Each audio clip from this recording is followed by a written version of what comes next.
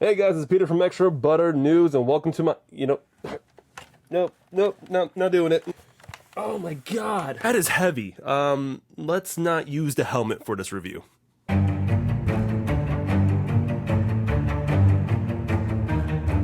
All right, let's put a hat on for this. Yeah, I'm feeling good. Hey guys, it's Peter from Extra Butter News, and welcome to my review of Guardians of the Galaxy Volume 3. This movie is directed by James Gunn, and it stars Chris Pratt, Zoe Saldana, Dave Bautista, Karen Gillan, Palm Clementine, Vin Diesel, Bradley Cooper, Sean Gunn. I mean, it's got everybody. And the premise of this film is the Guardians of the Galaxy are adjusting to life on Nowhere when parts of Rocket's past resurface. In order to protect him, Peter Quill must lead the Guardians on a dangerous mission that could lead to the team dissolving if they fail. Just a little bit of context before going to this review. I have a love and appreciation for the Guardians of the Galaxy.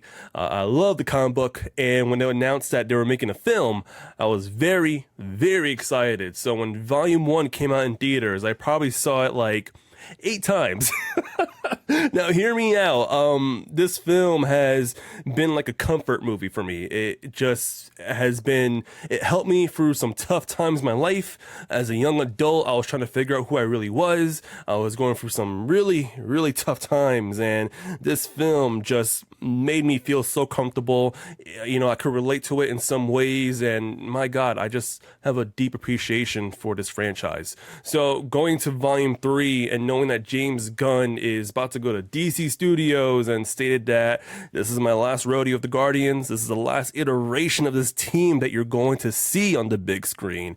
So of course, going to this film, man, my heart was racing. I was excited yet emotional, and I gotta tell you, this film, oh man, this is fantastic. It is such a great film. I can't believe how well James Gunn has not only concluded this trilogy of the Guardians films, but also just ending it on such a sweet high note. This is a win that Marvel needs right now, and I cannot believe what I'm about to say, but I think this is probably the best Marvel film since No Way Home, if anything, even close to Endgame, really. But again, bravo to James Gunn and the team for just creating such a phenomenal film. The great thing about this film too is that it's so focused on its story and characters. You don't have to worry about the multiverse in this particular film. Like, that's what I love about the Guardians film too, is that it has a focused story.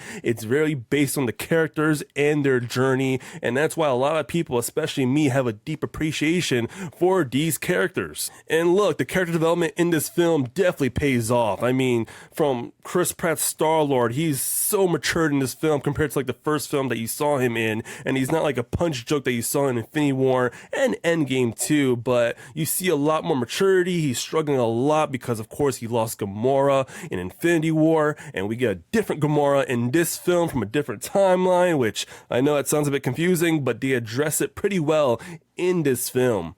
But also, I think the backbone and the secret protagonist in this film, the main character, is Rocket. Bradley Cooper displays such an emotional, like a unique look into Rocket's backstory, and my God, it is emotional. I mean, you will cry within the backstory that you're going to see of Rocket, and oh my God, I feel like I'm about to get choked up. There's a particular moment with 3 other characters that Rocket met as a young raccoon, which is Teefs, Floor, and Lila, and oh my God.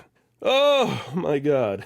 You're gonna feel some cuteness and pain at the same time. Damn it, James Gunn, you son of a gun. Like I said, Rocket is such an important character in this film. You see his backstory and personal journey going forward. And I don't want to go into too much spoilers, but, you know, it's definitely a fitting end, not towards Rocket's journey, but also even with the rest of the characters too. I do love Dave Bautista's Drax, Palm Clementine's Mantis. I mean, those two dynamic that we saw in the Christmas special has just further on expanded into this film. And what I love about what James Gunn did in this film with Drax. There's a reason why he is who he is, and it's very touching and sweet, and I think it pays off the character. Especially, he's been sort of like the punch joke in the, Infinity War and Endgame, especially Infinity War per se, but they give a lot more gravitas to Drax. Now let's talk about the villain here, which is the High Evolutionary, played by Chukwudi Iwuji. I hope I pronounced his name correctly. Correct me if I'm wrong in the comments down below, but his portrayal of the villain, wow, there's never been a villain that I hate so much that I want to go into the screen and punch in the face. And I mean that in a good way. The actor did a phenomenal job as the villain, but oh my god, you hate him so much. He is a pure dick. He is an asshole. There's some backstory you get with him and Rocket and how he's created this civilization. He wants to make the perfect world, almost an Anakin to Thanos, but wow, this guy just makes you want to hate him so much. And I don't want to go into spoilers, but I'll tell you what, man, he did a great job portraying this villain. He is ruthless. He is vile.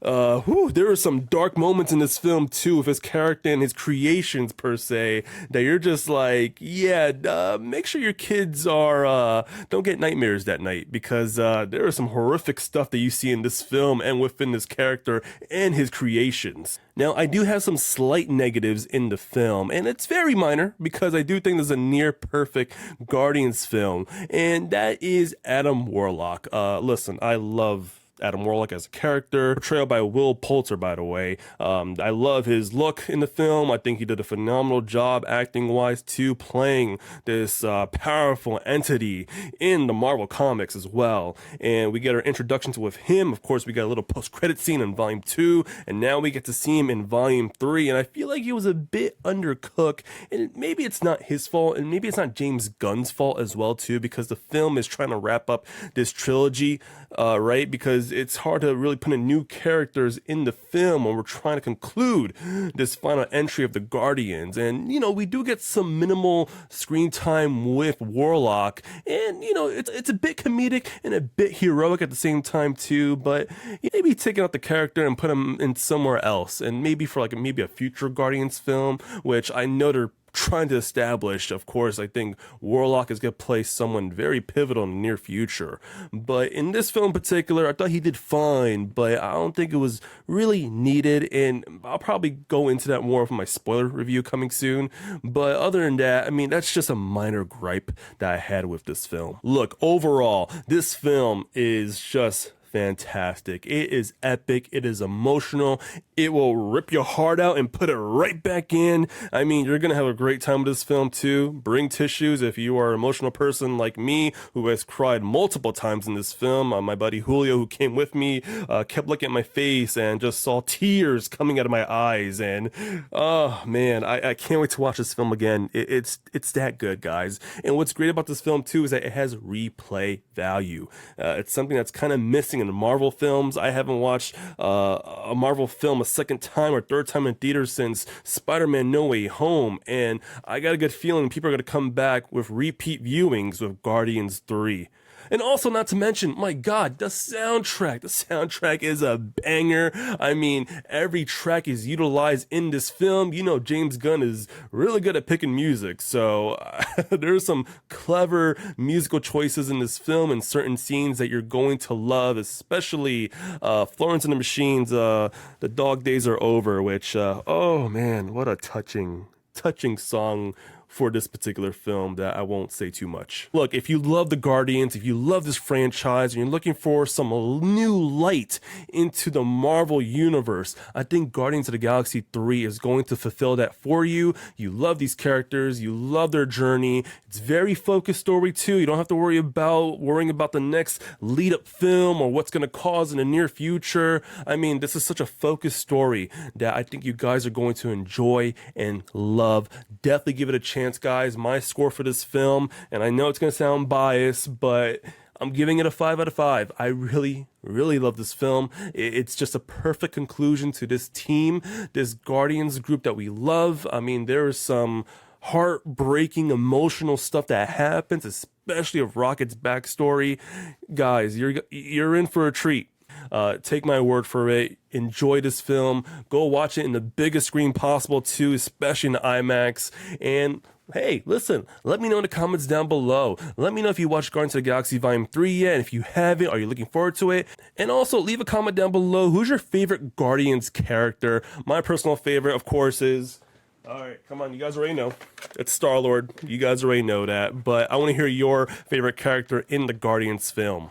And please don't forget to like this video, subscribe to the channel, look out for more movie reviews. Summer's coming in very hot, so expect a lot of movie reviews coming soon, and a spoiler discussion of Guardians of the Galaxy Volume 3 coming very soon when the movie releases this Friday. Guys, I am your host, Peter. Take care.